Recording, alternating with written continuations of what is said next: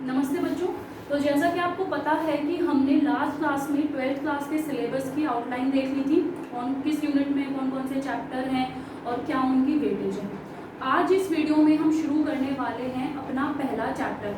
तो पहला चैप्टर पहली यूनिट का नाम है रिप्रोडक्शन। उसके अंदर 4 चैप्टर्स हैं। First chapter is reproduction in organism, जो कि बेसिकली सिर्फ इंट्रोडक्शन प्रोवाइड करने वाला है। जो टर्म्स हम आगे रिप्रोडक्शन की यूनिट में यूज़ करेंगे उनसे हमें इंट्रोड्यूस करेगा। दूसरा जो चैप्टर है वो है sexual reproduction in flowering plants, third है ह्यूमन रिप्रोडक्शन और फोर्थ है रिप्रोडक्टिव हेल्थ। तो आज की जो वीडियो है वो बेस्ड है हमारे फर्स्ट चैप्टर के इंट्रोडक्शन पे और उसका एक टॉपिक ए सेक्सुअल रिप्रोडक्शन। तो सबसे पहले हम शुरू करते हैं। The name of the chapter is reproduction in organisms. इस पे आने से पहले एक टर्म है लाइफ स्पैन। लाइफ स्पैन का मतलब है जीवन काल। ठीक है, एक ऑर्गेनिज्म का जीवन काल, उसकी लाइफ स्पैन क्या चीज होती है। एक ऑर्गेनिज्म सबसे पहले पैदा होगा, उसका बर्थ होगा। जब उस ऑर्गेनिज्म का बर्थ हुआ है उसके बाद वो पूरी अपनी लाइफ कंटिन्यू करेगा और बाद में जाके क्या होगा, उस ऑर्गेनिज्म की डेथ हो जाएगी। अब ये जो चीज है लाइफ स्पैन और कुछ नहीं है, सिर्फ इतनी सी बात है कि एक ऑर्गेनिज्म का बर्थ होने के बाद उसकी डेथ तक के बीच में जो भी टाइम पीरियड है उसे हम उस ऑर्गेनिज्म की लाइफ स्पैन बोलते हैं। अब एक बात मान लो, एक लड़का है 22 साल का है, उसका एक्सीडेंट हो जाता है और उसकी ऑन द स्पॉट डेथ हो गई। सेम उसका फ्रेंड है, वो 70 ईयर्स में जाके उसकी डेथ होती है नेचुरल रीजन से। तो मुझे एक बात बताओ, जब मैं लाइफ स्पैन बोलूंगी तो मैं क्या ये बोलूंगी कि लड़के की लाइफ स्पैन 22 साल थी? नहीं। लाइफ स्पैन में जब हम बर्थ और डेथ की बात कर रहे हैं ना, तो ये जो डेथ है ये नेचुरल डेथ होनी चाहिए। आर्टिफिशियल रीजन से या फिर कोई एक्सीडेंटल रीजन से हम उसको कंसिडर नहीं करते हैं। तो एक्चुअली में जो लाइफ स्पैन होती है ह्यूमन की कितनी होती है, अप्रॉक्सीमेट 70 साल लेकर चलते हैं आज के टाइम में।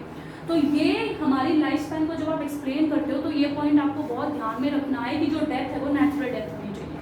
तो ऑर्गेनिज्म की बर्थ से लेकर के उसकी नेचुरल डेथ तक के बीच का जो भी टाइम पीरियड है उसको हम बोलते हैं लाइफ स्पैन। अभी लाइफ स्पैन जो है अलग अलग ऑर्गेनिज्म में अलग अलग टाइम ड्यूरेशन की होती है।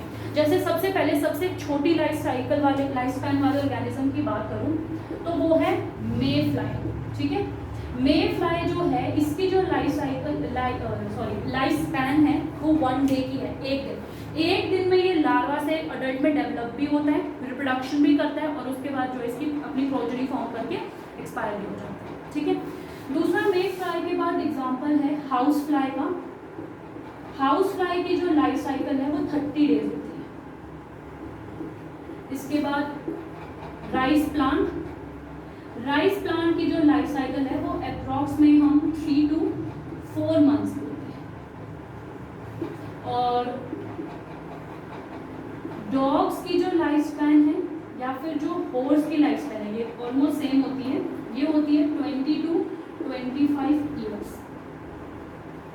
अगर मैं बात करूं बैनियान ट्री की, तो बैनियान ट्री की जो लाइफ स्पैन है वो 300 से 500 साल है।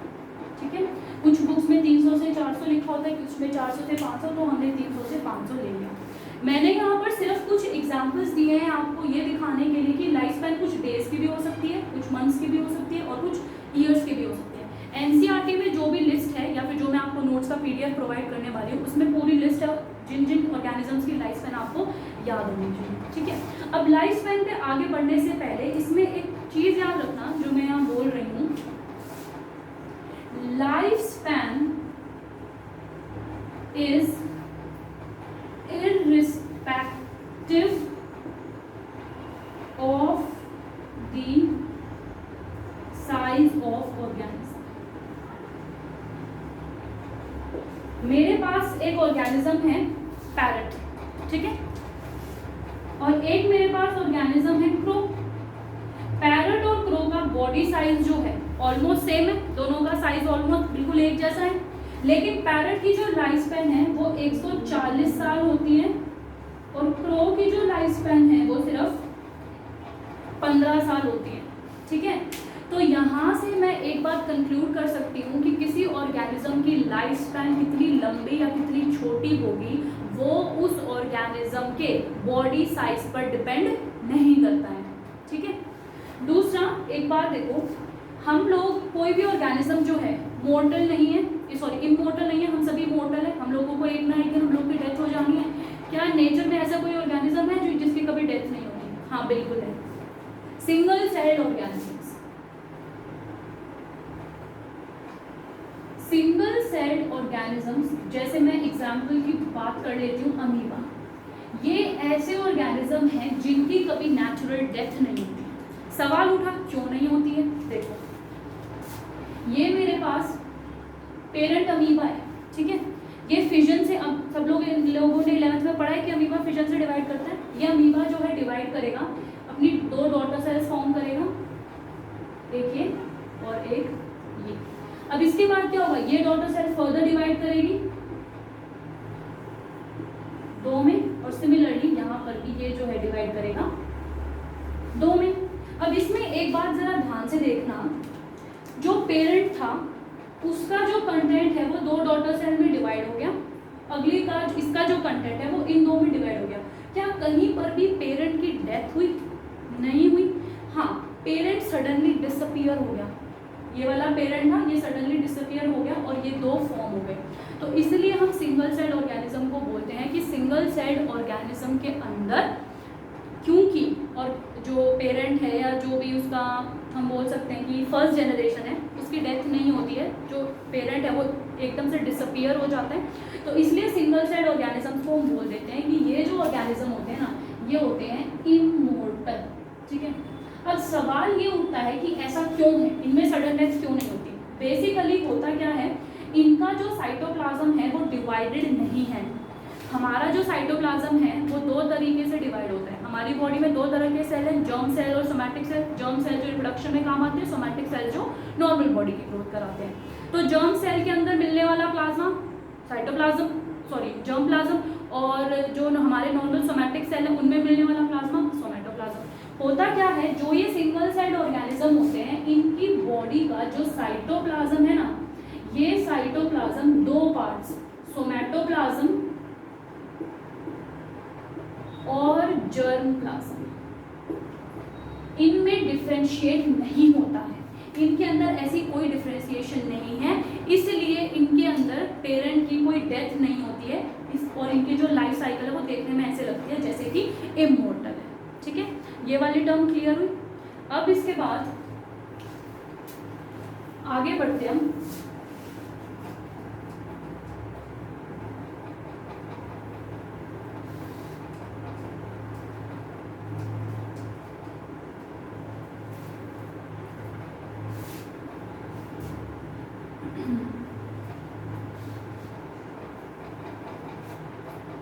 लाइफ स्पैन का ये जो प्रोसेस है, बर्थ से लेकर के डेथ तक का जो ये टाइम पीरियड है, इसको मैं बेसिकली 4 स्टेजेस में डिवाइड करती हूँ।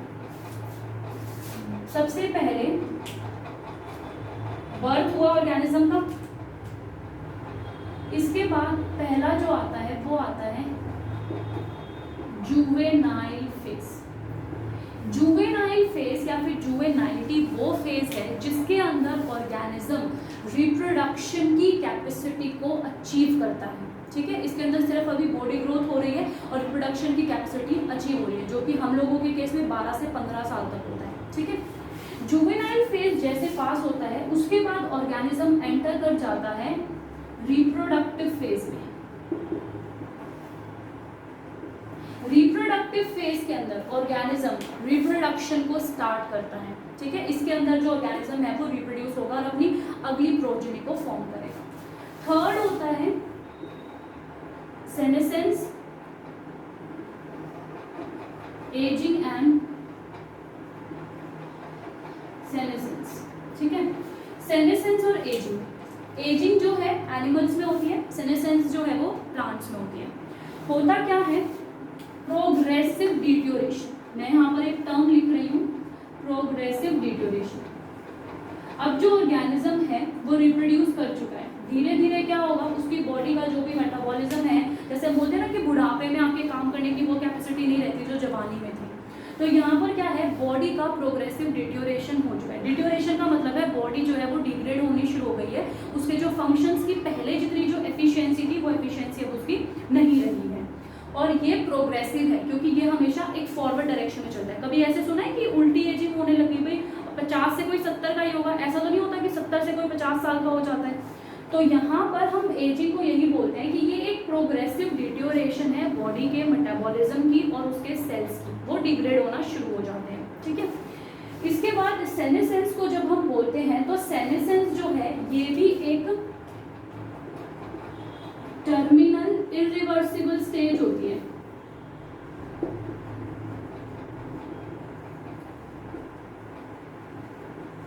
टर्मिनल इरिवर्सिबल स्टेज, तो दोनों में कोई फर्क नहीं है, बस एजिंग जो एनिमल्स में होती है सेनेसेंस प्लांट में होती है, दोनों में ही प्रोग्रेसिव डिटोरेशन होता है और ये एक टर्मिनल इरिवर्सिबल स्टेज होती है, ठीक है।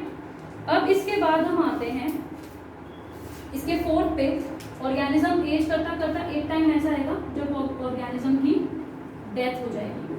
तो ये जो डेथ है इसे हम बोलते हैं permanent cessation of all metabolic activities. Death का मतलब है कि अब ऑर्गेनिज्म की बॉडी में होने वाली जितनी भी एक्टिविटीज हैं वो सीज हो गई हैं, वो स्टॉप हो गई हैं और परमानेंट स्टॉप हो गई है। तो जब ये वाली कंडीशन आती है तो हम बोलते हैं कि ऑर्गेनिज्म की क्या हो गई है, डेथ हो गई है, ठीक है।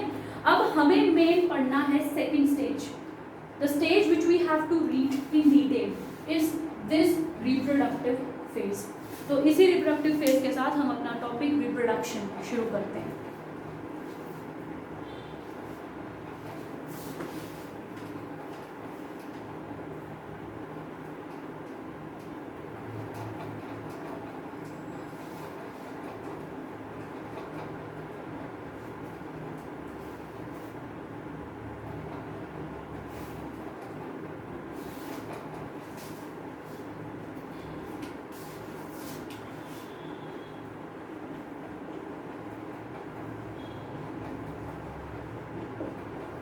ये है हमारा टॉपिक रिप्रोडक्शन। रिप्रोडक्शन का मतलब है पहला वर्ड री यानी अगेन, और प्रोडक्शन मतलब प्रोड्यूस करना, यानी इसके अंदर एक जो पेरेंट है वो अपने ही जैसा एक ऑफस्प्रिंग प्रोड्यूस करता है।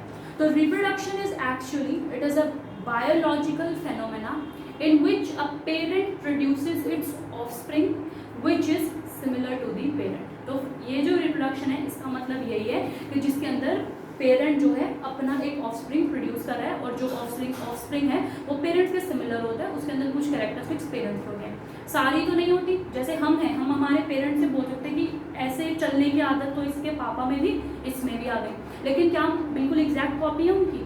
नहीं है। तो इसलिए ध्यान देना, मैंने टर्म यहाँ पर सिमिलर बोला है, आइडेंटिकल नहीं बोला है, ठीक है, क्योंकि ऑफस्प्रिंग पेरेंट का आइडेंटिकल नहीं होता है सिवाय एक एसेक्सुअल रिप्रोडक्शन को छोड़कर, ठीक है। अब ये जो रिप्रोडक्शन है ये ऑर्गेनिज्म करता है, क्यों करता है, क्या ज़रूरत है? सबसे पहला, रिप्रोडक्शन ज़रूरी है for the continuity of species. अगर ह्यूमंस रिप्रोड्यूस नहीं करेंगे तो एक टाइम ऐसा आएगा जब इनकी स्पीशीज एक्सटेंड हो जाएगी। तो अपनी स्पीशीज को कॉन्टिन्यू रखना है तो बहुत ज़रूरी है कि ऑफस्प्रिंग फॉर्म करने हैं। दूसरा है लाइफ, लाइफ ही नहीं चलेगी, पूरा का पूरा जो भी हम पढ़ रहे हैं, चाहे इकोसिस्टम हो गया या फिर हमारे बॉडी के मेटाबॉलिज्म हो गए, बायो में जो भी पढ़ रहे हो वो क्यों पढ़ रहे हो? लाइफ के लिए पढ़ रहे हो ना, हम लोग लाइफ लिविंग ऑर्गेनिज्म है, तो रिप्रोडक्शन लाइफ को इंश्योर करती है कि लाइफ सर्वाइव करे। थर्ड है पॉपुलेशन ऑर्गेनाइजेशन। रिप्रोडक्शन जो है पॉपुलेशन को कुछ ग्रुप्स में डिवाइड करने में हेल्प करती है, एक तरीके से ग्रुप्स को ऑर्गेनाइज करने में हेल्प करती है। जैसे हम बोल देते हैं कि बच्चों का एक एज ग्रुप है, अडल्ट्स का एक एज ग्रुप है, एज्ड पर्सन का एक ग्रुप है, इन्फेंट्स का एक ग्रुप है, तो वो पॉपुलेशन ऑर्गेनाइजेशन में कौन हेल्प करता है? रिप्रोडक्शन। और दूसरा जो रिप्रोडक्शन हेल्प करता है वो करता है वेरिएशंस में। अगर जो ऑर्गेनिज्म है, मान लो ये मेरा एक पेरेंट है, इसके अंदर कोई अच्छी बात है, ये मेरा दूसरा पेरेंट है, इसमें कोई और अच्छी बात है, ये दोनों पेरेंट ने कंबाइन करके एक ऑफस्प्रिंग प्रोड्यूस किया जिसके अंदर इन दोनों की अच्छी बात है, तो ये जो ऑर्गेनिज्म है ये इन दोनों पे सुपीरियर होगा। सुपीरियर है तो इनसे बेटर सर्वाइव करेगा, क्योंकि हमारा जो एनवायरनमेंट है वो हमेशा वेरी करता है, उसमें चेंजेस होते जाते हैं, तो हमारी बॉडी को भी वेरिएशन के साथ अडॉप्ट करना पड़ता है। अगर अडॉप्ट नहीं करेंगे तो फिर ऑर्गेनिज्म सर्वाइव नहीं कर पाएगा। तो रिप्रोडक्शन क्यों हो रहा है? रिप्रोडक्शन जो है सिर्फ इन 4 कॉन्सेप्ट्स को इंश्योर करने के लिए रिप्रोडक्शन होता है, ठीक है। तो अगर आपसे कोई पूछता है सिग्निफिकेंस ऑफ रिप्रोडक्शन, तो आपको उसमें यही मेंशन करना है, ओके। इसके बाद जो रिप्रोडक्शन है उसको हम 2 पार्ट्स में डिवाइड करते हैं, मतलब there are 2 types of reproduction, asexual reproduction and sexual reproduction.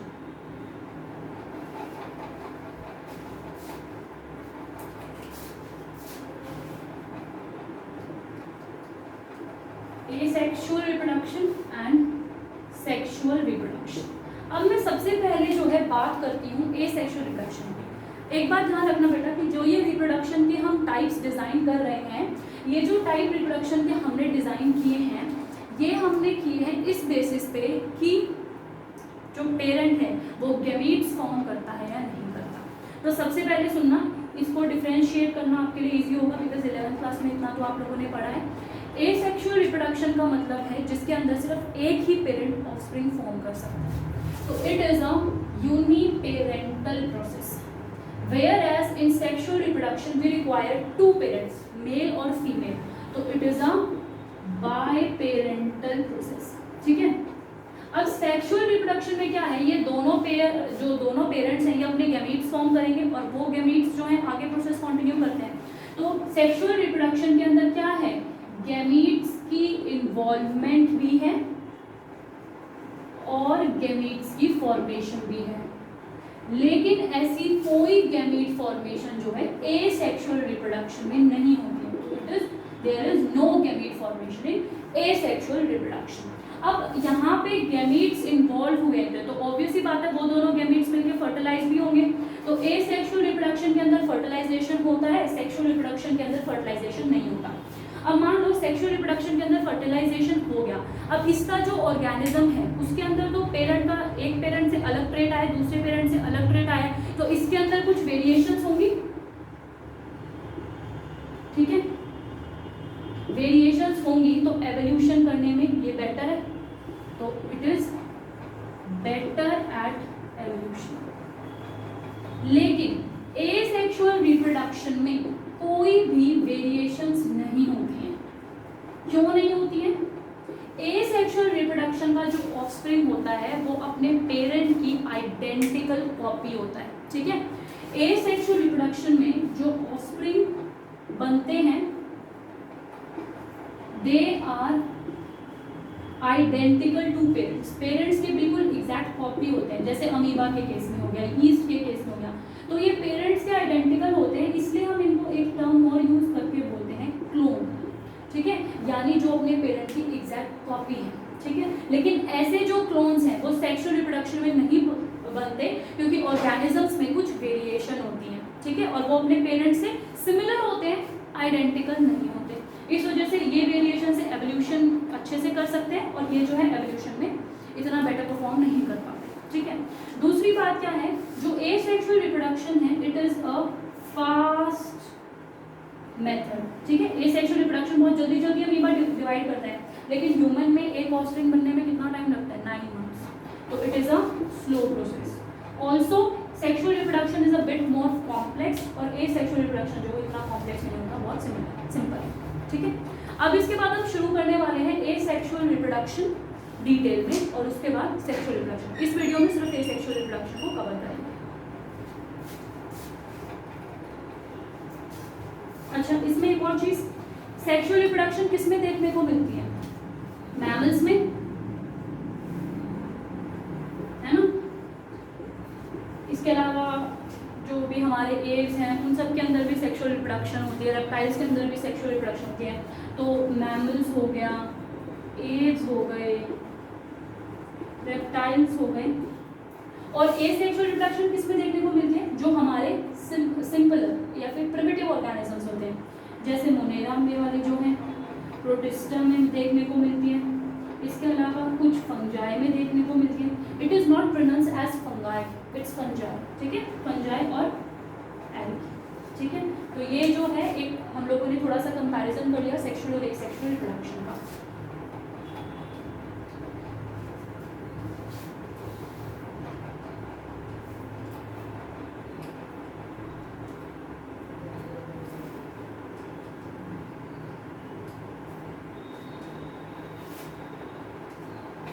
Asexual reproduction के कुछ मेथड्स होंगे जो आप लोग हैं अपनी क्लास 11th में पढ़कर आए हो, 10th में भी थोड़े बहुत पढ़े होंगे, ठीक है।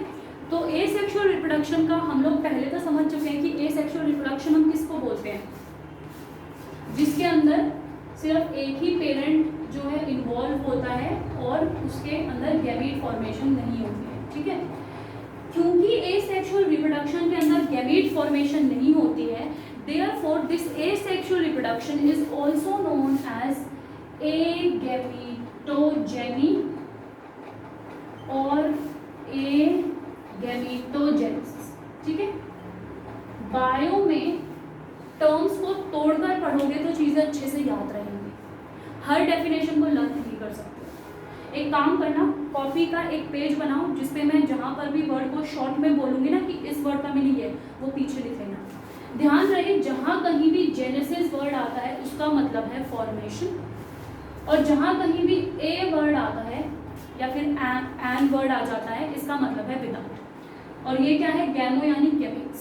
तो ए गैमीटोजेनेसिस यानी कि विदाउट गैमीट फॉर्मेशन, तो ये asexual reproduction, that why it is also known as agametogeny. अब ये जो एसेक्सुअल रिप्रोडक्शन है ये अलग अलग मोड्स में होता है, अलग अलग वेज में होता है। हम लोग पढ़कर आए हैं बडिंग, फ्रेगमेंटेशन और क्या क्या पढ़े, ठीक है। जो भी हम लोगों ने पढ़ा है, बडिंग फ्रेगमेंटेशन हो गया, स्पोर फॉर्मेशन हो गया, ये सब जो है अब हमें डिटेल में पढ़ना है, ठीक है। तो सबसे पहले हम जो मोड ऑफ रिप्रोडक्शन एसेक्सुअल में शुरू करने वाले हैं, इट इज फिजन। पहला हम शुरू करेंगे फिजन। फिजन जो है ये आप लोग पढ़कर आए हो, फिजन का मतलब है डिवाइड करना। इसमें जो पेरेंट बॉडी है वो 2 या 2 से ज़्यादा पार्ट्स में डिवाइड कर सकती है, ठीक है। ध्यान रखना, मैंने बोला है 2 या 2 से ज़्यादा पार्ट्स में। फिजन के अंदर एक पेरेंट डिवाइड करके कितने सेल्स बना रहे हैं या कितने में डिवाइड हो रहे हैं उसके बेस पे हम इसको 3 पार्ट्स में क्लासिफाई करते हैं। बाइनरी फिजन,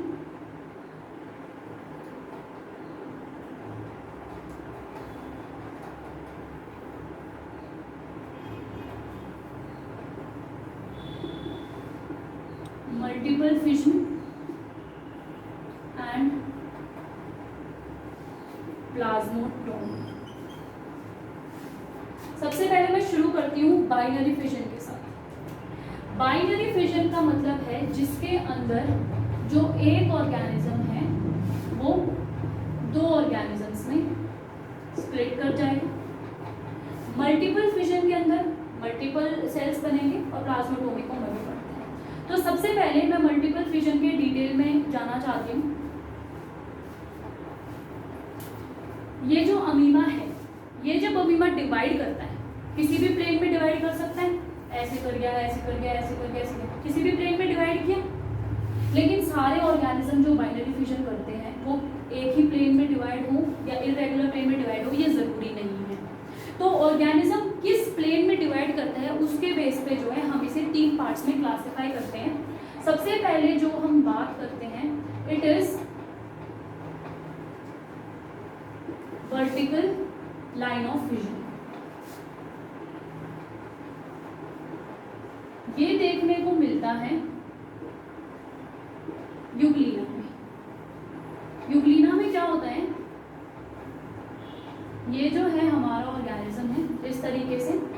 ये जो ऑर्गेनिज्म है ये वर्टिकल लाइन ऑफ डिवीजन होती है इसकी, ठीक है। यानी ये जो प्लेन इसको डिवाइड करता है 2 पार्ट्स में वो ये वर्टिकल लाइन होता है, ठीक है। तो this is the vertical line of division. और इसके बाद क्या है, ये जो यूग्लिना है ये 2 पार्ट्स में जब डिवाइड करेगा तो ये वाला जो पार्ट है ये खुद को एक इंडिविजुअल यूग्लिना की फॉर्म में फॉर्म कर लेगा, और सिमिलरली ये वाला जो पार्ट है ये खुद को एक यूग्लिना की फॉर्म में फॉर्म करेगा, ठीक है। तो बाइनरी फिजन का पहला हमने बोल दिया वर्टिकल लाइन ऑफ फिजन। दूसरा डिवीजन का प्लेन क्या हो सकता है, एक लाइन वर्टिकल है तो दूसरी हॉरिजॉन्टल रही होगी। तो इसका जो थर्ड टाइप है that is horizontal line of fission या फिर horizontal line of division. Horizontal line of division जो है ये हमें 2 ऑर्गेनिज्म में देखने को मिलता है। एग्जाम्पल है पैरामीशियम और एग्जाम्पल है प्लेनेरिया। पैरामीशियम को हम स्लिपर लाइक ऑर्गेनिज्म बोलते हैं, इसकी शेप ऐसे लगती है चप्पल जैसी। तो पैरामीशियम के अंदर क्या है, अगर ये मेरा नॉर्मल पैरामीशियम का स्ट्रक्चर है, ठीक है, पैरामीशियम के अंदर जो लाइन ऑफ डिवीजन है वो कैसी होगी, अगेन हॉरिजॉन्टल। तो ये जो हॉरिजॉन्टल लाइन ऑफ डिवीजन है, तो इससे जब ऑर्गेनिज्म डिवाइड होके दो फॉर्म करता है तो ये इस तरीके से एक जो है हमारा फॉर्म करेगा और सिमिलरली दूसरा जो है, ये थोड़ा रफ डायग्राम है तो इसको ध्यान रखना। तो सिमिलरली जो है ये जो पैरामीशियम जो है इसने डिवाइड करके दो ऑर्गेनिज्म को फॉर्म कर दिया हॉरिजॉन्टल लाइन ऑफ डिवीजन। इनको अंडरलाइन कर लेना बिकॉज ये साइंटिफिक नेम है। इसके बाद मैं बात करती हूँ प्लेनेरिया की। प्लेनेरिया के केस में क्या होता है, इसके अंदर भी जो लाइन ऑफ डिवीजन है वो हॉरिजॉन्टल होती है। ये है प्लेनेरिया का स्ट्रक्चर, यहाँ पे देखना, ठीक है, ये है इसकी आई। तो इसके बाद इसके अंदर भी जो लाइन ऑफ डिवीजन आती है ना, जो इसको प्लेन डिवाइड करता है, वो भी हॉरिजॉन्टल होता है। तो हॉरिजॉन्टली जब डिवाइड किया तो यहाँ से ये वाला जो प्लांट है, ये प्लेनेरिया खुद में डेवलप हो जाएगा और ये वाला जो प्लेनेरिया है ये डेवलप हो जाएगा। तो ये हमने देख लिया बाइनरी फिजन का वर्टिकल लाइन और हॉरिजॉन्टल लाइन। इसके अलावा बच्चे जो बाइनरी फिजन है वो उसका एक और प्लेन होता है which is oblique line of division. Oblique line of division का मतलब है जब प्लेन जो है डिवीजन का वो इस तरीके से ऑब्लीक हो, और ये इसका जो एग्जाम्पल है वो है सिराटियम, ठीक है। तो ये जो लाइन ऑफ डिवीजन है ये हमें सिराटियम में देखने को मिलता है। इसी के साथ हमारा बाइनरी फिजन खत्म होता है, हम आ जाते हैं हमारे मल्टीपल फिजन पे।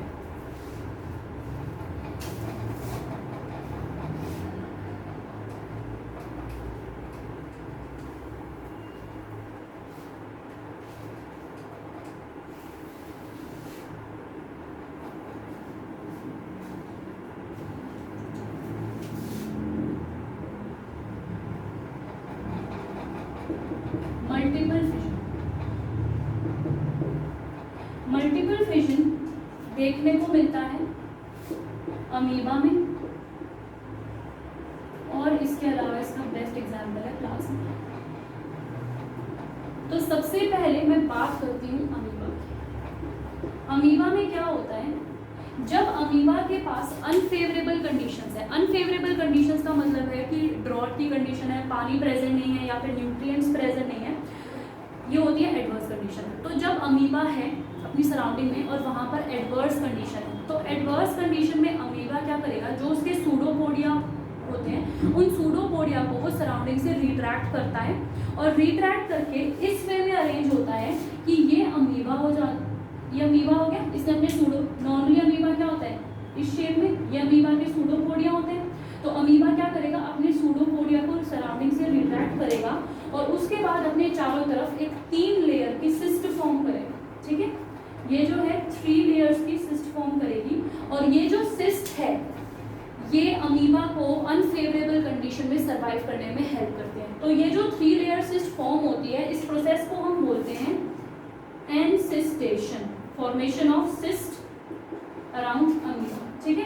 तो ये जब एनसिस्टेशन का प्रोसेस हुआ, अमीबा ने अपने चारों तरफ सिस्ट फॉर्म कर ली, और अब ये जो सिस्ट है ये अमीबा को प्रोटेक्ट करके रखेगी अनफेवरेबल कंडीशन में। अब हुआ क्या, दोबारा से फेवरेबल कंडीशन आ गई। अब फेवरेबल कंडीशन आ गई तो अमीबा को डिवाइड करना पड़ेगा। तो इसके बाद अमीबा क्या करेगा कि अमीबा का ये जो अमीबा है ये अपने अंदर, नॉर्मली अमीबा बाइनरी फिजन करता है, 2 में डिवाइड होता है, लेकिन ऐसी कंडीशन में जब इसके चारों तरफ सिस्ट है तो अमीबा अंदर बहुत सारे स्पोर्स बनाना शुरू करता है, ठीक है। ये बहुत सारे स्पोर्स फॉर्म करता है इसके चारों तरफ। अभी भी सिस्ट की लेयर है। अमीबा के अंदर ये जो स्पोर्स फॉर्म हुए हैं ये कब फॉर्म हुए हैं, जब अमीबा ने अपने सूडोपोडिया को सराउंडिंग से रिट्रैक्ट किया है, इसीलिए हम इन स्पोर्स को नाम दे देते हैं सूडोपोडिया स्पोर्स। होगा क्या, जब फेवरेबल कंडीशन आएगी तो ये यहाँ से रप्चर करेगा और ये जो सूडोपोडिया स्पोर्स हैं ये फ्रीली एटमॉस्फेयर में रिलीज हो सकते हैं। ये क्या है, सूडोपोडिया स्पोर्स, ठीक है। तो ये जो सूडोपोडिया स्पोर्स हैं ये एटमॉस्फेयर में रिलीज हो जाएंगे और फिर जो है ये अमीबा जो है अपने सबस्ट्रेटम पे जाके पूरे अच्छे से ग्रो कर सकता है। ये होता है अमीबा के अंदर। तो अमीबा बाइनरी फिजन में भी आता है, मल्टीपल फिजन में भी आता है। इसके अलावा जब हम एसेक्सुअल मोड ऑफ रिप्रोडक्शन में स्पोर फॉर्मेशन पढ़ेंगे ना, तो उसमें भी, क्योंकि देखो यहाँ पर भी तो स्पोर फॉर्मेशन हुई है ना, ये सूडोपोडिया स्पोर्स बने हैं, तो इसी को हम स्पोर फॉर्मेशन में भी एक इंट्रो में पढ़ लेते हैं। इसके बाद दूसरा है प्लाज्मोडियम। अब प्लाज्मोडियम में क्या होता है? प्लाज्मोडियम जो है ये मलेरियल पैरासाइट होता है। होता क्या है, प्लाज्मोडियम भी जो है नॉर्मल प्लाज्मोडियम है, और ये भी अपने अंदर क्या करेगा, मल्टीपल प्लाज्मो की जो डॉटर सेल्स हैं उनको फॉर्म करता है, और उसके बाद क्या है, फेवरेबल कंडीशन में ये रप्चर करेगा, और ये बहुत सारे इसकी जो डॉटर है ये दूसरे सेल्स में जाके इन्फेक्शन कर सकते हैं। होता क्या है, मलेरियल पैरासाइट के अंदर ये जो प्लाज्मोडियम है ये लिवर के अंदर ऐसे एंटर करता है, लिवर के अंदर जाके लिवर का ही मैकेनिज्म और न्यूट्रिएंट यूज करके प्लाज्मोडियम मल्टीपल फिजन करता है, बहुत सारे इसके सेल्स ये बन जाते हैं जो इन्फेक्टेड सेल्स हैं, और ये जो प्लाज्मोडियम के नए सेल्स बने, ऑफस्प्रिंग बने हैं, ये लिवर से निकल के पूरी बॉडी में डैमेज करते हैं। तो जब ये बॉल को रप्चर करते हैं ना, तो मलेरिया में एक बात बोली जाती है कि रिकरेंट फीवर होता है, बार बार फीवर चढ़ता है, रात में चढ़ गया सुबह उतर गया, फिर रात में चढ़ गया सुबह उतर गया।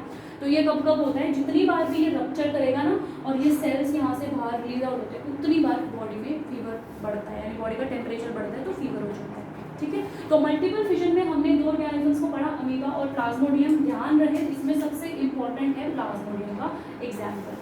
या चैप्टर 1 में क्या होता है ना कि 1 मार्क्स के क्वेश्चन पूछे जाते हैं, तो इसमें आपको ऐसे क्वेश्चन नहीं आते कि 5 नंबर का क्वेश्चन आ गया तो उसको बताओ, नहीं। तो यहाँ पर आपको ऑर्गेनिज्म, किस ऑर्गेनिज्म में कैसा मोड ऑफ रिप्रोडक्शन मिल रहा है ये याद रखना जरूरी है। ठीक है, 1 वर्ड में यही पूछा जा सकता है आपसे। बाइनरी फिजन हो गया, मल्टीपल फिजन हो गया। इसके बाद हम आ जाते हैं थर्ड पे, प्लाज्मोटोमी। प्लाज्मोटोमी नॉर्मली क्या होता है, कोई सेल है, सबसे पहले उसका न्यूक्लियस डिवाइड होता है, कैरियोकाइनेसिस, और उसके बाद क्या होता है, उसका साइटोप्लाज्म डिवाइड होता है, साइटोकाइनेसिस। प्लाज्मोटोमी में ये चीज़ उल्टी होती है।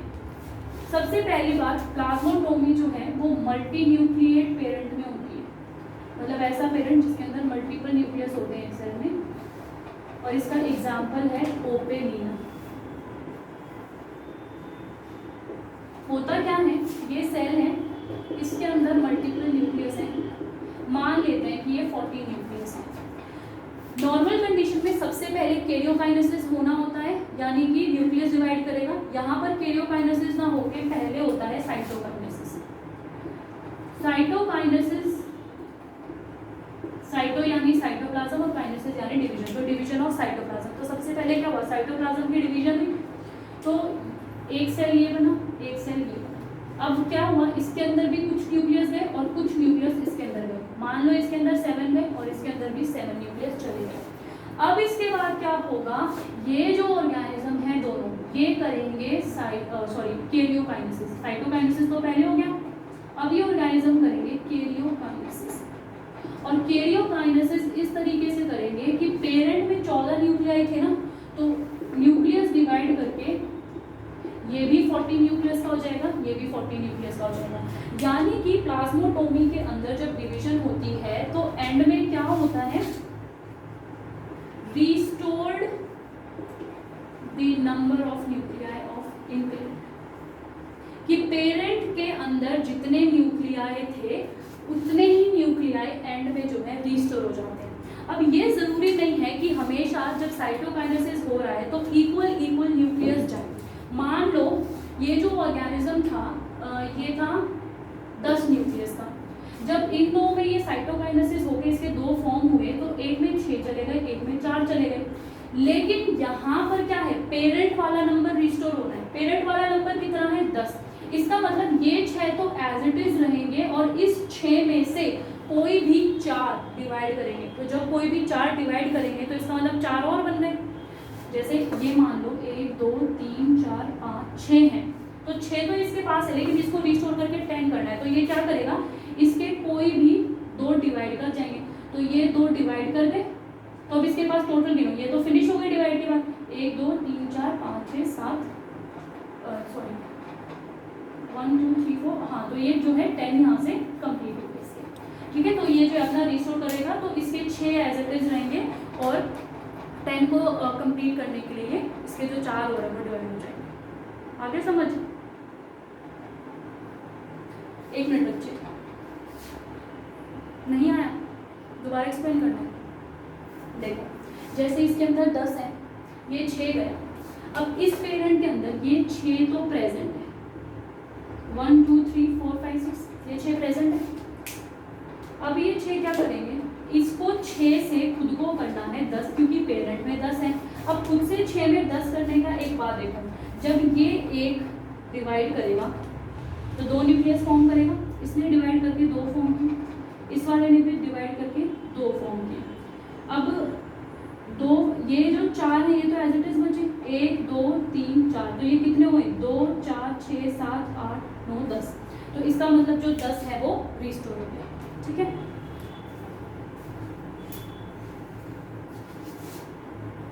तो जो प्लाज्मोटोमी है उसके अंदर आपको सिर्फ इतना ध्यान में रखना है कि पेरेंट का जो न्यूक्लियाई का नंबर है वो रिस्टोर होना होता है। ये जरूरी नहीं है कि हमेशा जो न्यूक्लियस साइटोकाइनेसिस में डिवाइड होंगे वो अनइक्वल भी हो सकते हैं, लेकिन कैसे भी डिवाइड करके एंड में जो केओकाइनेसिस का नंबर है वो उतना ही हो जाएगा जितना कि पेरेंट्स में होता है। ठीक है, इसके बाद हम आते हैं, फिजन हमारा इसके साथ कंप्लीट होता है, हम हमारे सेकेंड मेथड पर आते हैं विच इज फ्रैगमेंटेशन।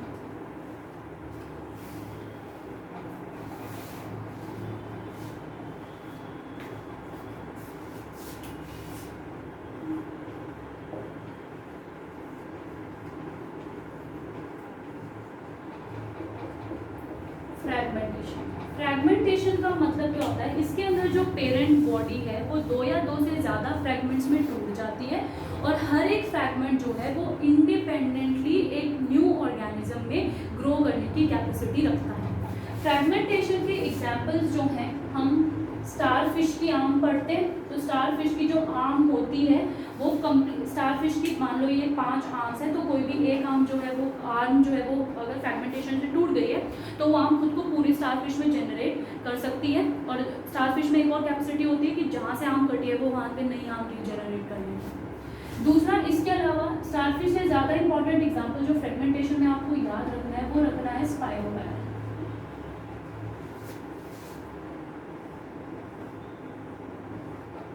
ये मेरा स्पाइरोगायरा है, इसके अंदर मान लो ये फ्रैगमेंटेशन हुई, तो फ्रैगमेंटेशन होके क्या हुआ, ऐसे ऑर्गेनिज्म बन गए, ये 2 फ्रैगमेंट्स बन गई, और ये जो दोनों फ्रैगमेंट्स है ये कैपेसिटी रखती हैं एक पूरे स्पाइरोगायरा में डेवलप होने की। ठीक है, तो ये स्पाइरोगायरा का एग्जांपल हमने फ्रैगमेंटेशन में पढ़ लिया। इसके बाद हम आते हैं हमारे थर्ड टॉपिक पे विच इज बडिंग।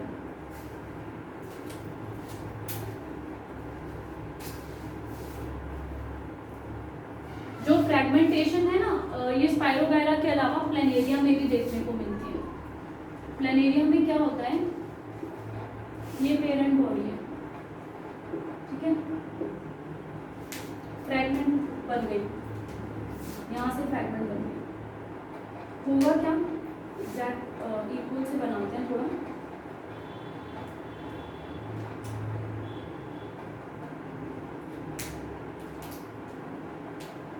ये पेरेंट बॉडी जो है डिवाइड कर गई, डिवाइड करेगी तो एक के पास आईज के साथ हेड होगा और एक के पास ये वाला पोर्शन होगा। कुछ टाइम के बाद जो है ये रीजेनरेट कर लेगी इस वाले पोर्शन को, और ये जो है रीजेनरेट कर लेगा हेड को। तो इसके अंदर क्या हुआ, फ्रैगमेंटेशन में फ्रैगमेंट्स बनके जो कंप्लीट ऑर्गेनिज्म जनरेट हो।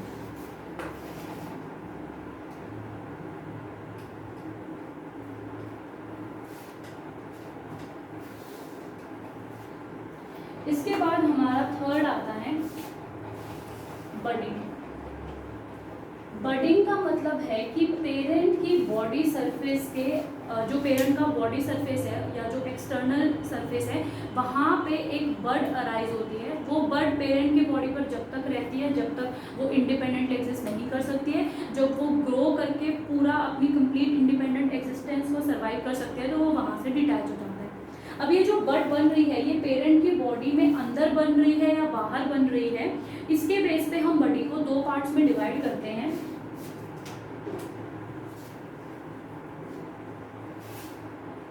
एंडोजीनस बडिंग,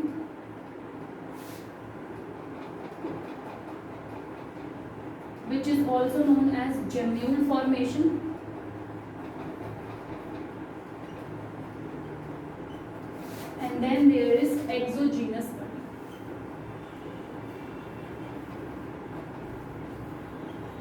तो जैसा कि नाम से पता चल रहा है, एक्सोजीनस का मतलब है बॉडी के बाहर। तो यहाँ पे जो बड फॉर्मेशन होती है वो बॉडी के बाहर होती है। ये हमें देखने को मिलता है यीस्ट में। यीस्ट में ये नॉर्मल सेल है। इस सेल पे क्या हुआ, यहाँ से न्यूक्लियस डिवाइड करा दो में, तो एक न्यूक्लियस यहाँ पहुँच गया, दूसरा न्यूक्लियस यहाँ पहुँचा, और इस तरीके से एक बड जो है वो नजर आने लगी। जब ये बड फुल्ली ग्रो कर जाएगी तो या तो ये इस तरीके से अपने पेरेंट को छोड़ के, ये हमारी यंग बर्ड है, ठीक है, तो ये अपने पेरेंट को छोड़ के, ये पेरेंट हो गया बचा हुआ, और ये जो है यंग बर्ड हो गई। तो ये जो यंग बर्ड है ऐसे सर्वाइव कर सकती है। कुछ केसेस में क्या देखा जाता है कि जो ये बर्ड है यीस्ट के केस में वो सेपरेट नहीं होती पेरेंट से, तो ऐसे लगता है कि ये बर्ड के ऊपर ऐसे चेन बनी है, ठीक है। तो यीस्ट के अंदर जब ये चेन वाला स्ट्रक्चर हमें नजर आता है ना, तो ये जो स्टेज है ये एक ऑर्गेनिज्म के स्ट्रक्चर जैसी लगती है। टोरुला करके एक ऑर्गेनिज्म है, तो उसका जो बॉडी स्ट्रक्चर है वो देखने में इसके जैसा ही लगता है, इसीलिए हम इस स्टेज को बोलते हैं टोरुला स्टेज। जब यीस्ट जो है चेन फॉर्मेशन में कॉन्टिन्यूसली अटैच होते जा रहे हैं, वो टोरुला करके एक ऑर्गेनिज्म से रिजेंबल करते हैं, इसलिए हमने उसको नाम दे दिया torula stage. And this process is known as torulation. इस प्रोसेस को हम बोलते हैं टोरुलेशन। ये टोरुला स्टेज है और इस प्रोसेस को हमने बोल दिया टोरुलेशन। इसके अलावा एक्सोजीनस बर्ड यानी जिसमें बर्ड बाहर बने, वो देखने को मिलती है हाइड्रा में। सबसे बेस्ट एग्जांपल है ये हाइड्रा है, ये यहाँ पे सबस्ट्रेटम पे अटैच है, ऊपर इसके ऐसे बहुत सारे टेंटेकल्स हैं।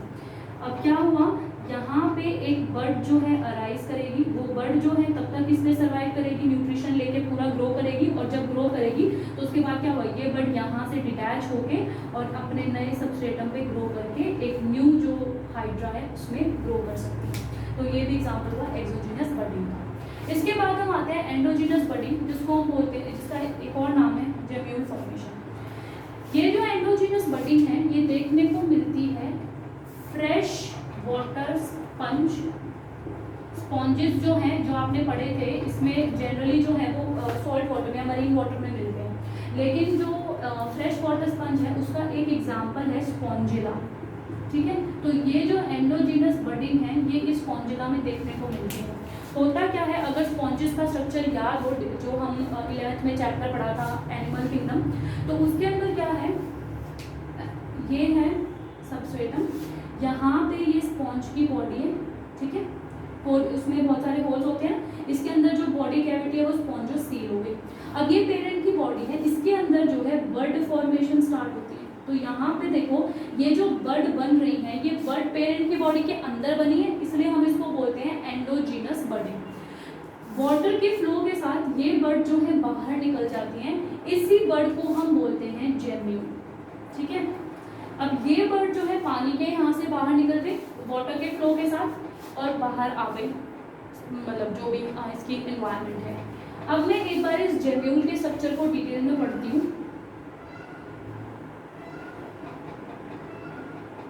ठीक है।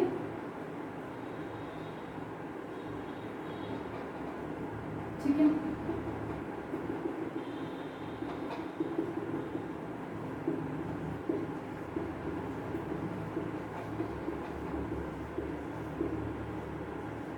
अब अगर हम इस जेम्यूल के स्ट्रक्चर को डिटेल में पढ़ें तो सबसे पहले ये जो है इसकी आउटर वॉल है,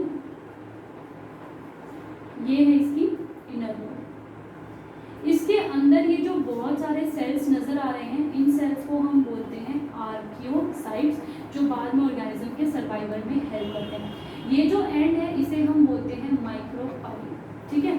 ये ही वो एंड है जब ये जेम्यूल जाके दोबारा से सबस्ट्रेटम पे गिरता है तो इसी माइक्रोपाइलर एंड से वो सबस्ट्रेटम पे या सरफेस पे अटैच होता है और उसके बाद ग्रो करता है। इसके अलावा इस जेम्यूल में ना कुछ स्केल्स जैसे स्ट्रक्चर्स देखे जाते हैं इस तरीके से, ठीक है। ये जो स्केल जैसे स्ट्रक्चर्स है इन्हें हम बोलते हैं स्पिक्यूल्स, और ये प्रोटेक्शन प्रोवाइड करते हैं gemmule.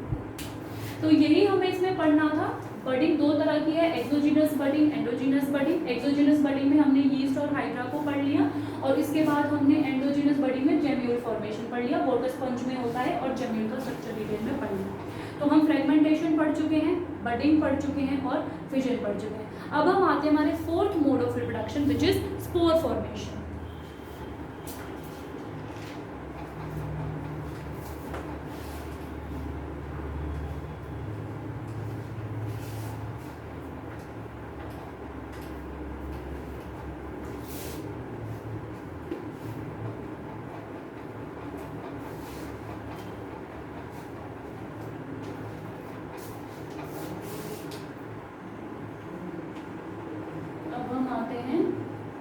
Spore formation, and this spore formation is also known as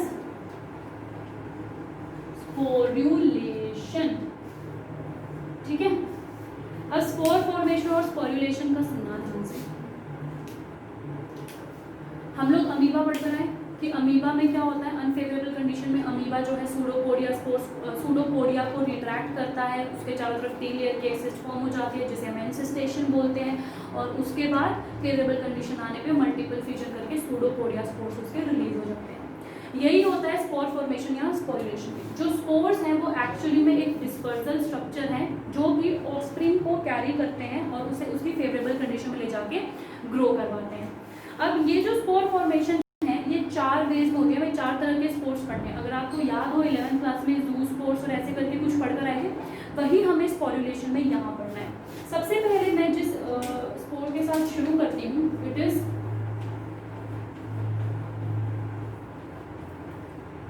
जू स्पोर्स। जू स्पोर्स में क्या होता है, ये हमारा स्ट्रक्चर प्रेजेंट होता है जिसे बोला जाता है ज़ूस्पोरेंजियम। ये जो ज़ूस्पोरेंजियम है ये अपने अंदर जू स्पोर्स को स्टोर करता है। जू स्पोर जो है मोटाइल स्पोर्स होते हैं, यानी कि किसी भी, आपको पता होगा किसी भी स्ट्रक्चर को मोटाइल होने के लिए उसके पास या तो फ्लैजिला या सीलिया होना चाहिए। तो जू स्पोर्स के अंदर यही होता है। ये वो स्पोर्स होते हैं जिनके पास मूवमेंट के लिए या मोटिलिटी के लिए फ्लैजिला प्रेजेंट है।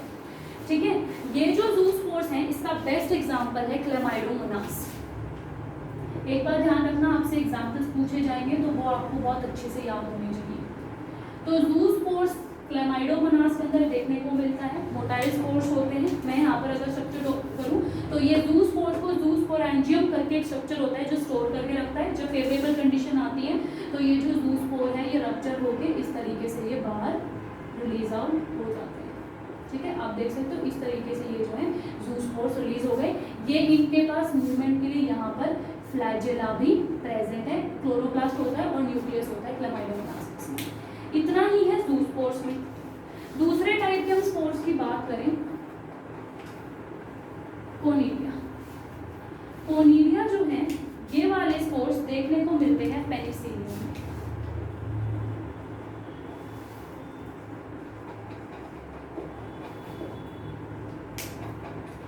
ये मेरा, आपको पता होगा कि फंजाई की जो बॉडी होती है उसे हम बोलते हैं कि माइसीलियम और हाइफी से बने होते हैं। हाइफल स्ट्रैंड्स होते हैं बहुत सारे और वो जब कंबाइन होते हैं तो माइसीलियम फॉर्म होता है। तो पेनिसिलियम में क्या होता है, ये हमारा हाइफल स्ट्रैंड्स है इस तरीके से। इन हाइफल स्ट्रैंड्स को हम बोलते हैं कोनिडियोफोर। इन्हीं कोनिडियोफोर के ऊपर जो है ये स्पोर्स डेवलप होते हैं। जैसे जैसे दूर जाते जाएंगे तो इनका जो साइज है वो बढ़ता जाएगा। तो कोनिडिया एक्चुअली में क्या होते हैं, कोनिडिया वो स्पोर्स हैं जो कोनिडियोफोर के टर्मिनल पोजीशन पे हाइफल स्ट्रैंड के टिप पे प्रेजेंट होते हैं। और ये जो है जब कभी भी इनको फेवरेबल कंडीशन आती है तो फिर ये नया ऑर्गेनिज्म प्रोड्यूस करके उसे ग्रो करवाते हैं। जैसे जैसे साइज बढ़ता जा रहा है, इसका मतलब है कि ये वाला जो है पुराना कोनिडिया है और ये वाला जो है ये भी नया आया है। ठीक है, तो यहाँ से ये कट ऑफ हो के स्पोर जो है वो ग्रो करते जाएंगे।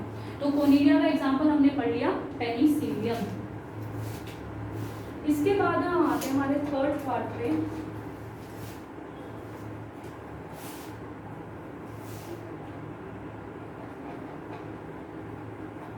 स्पोरेंजियोस्पोर्स।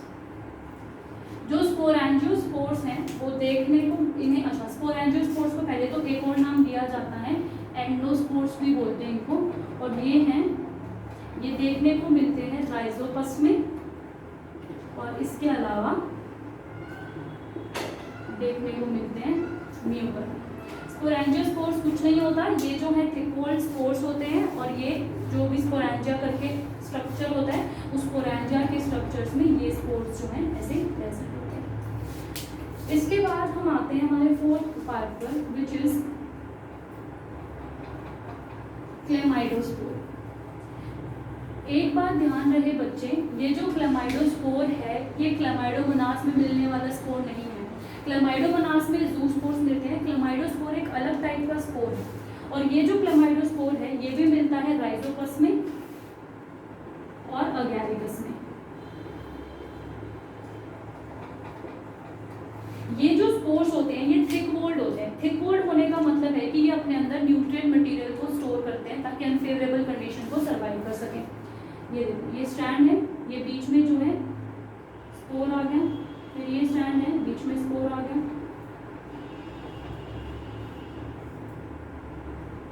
और ये कैसे हैं थिक वॉल्ड है।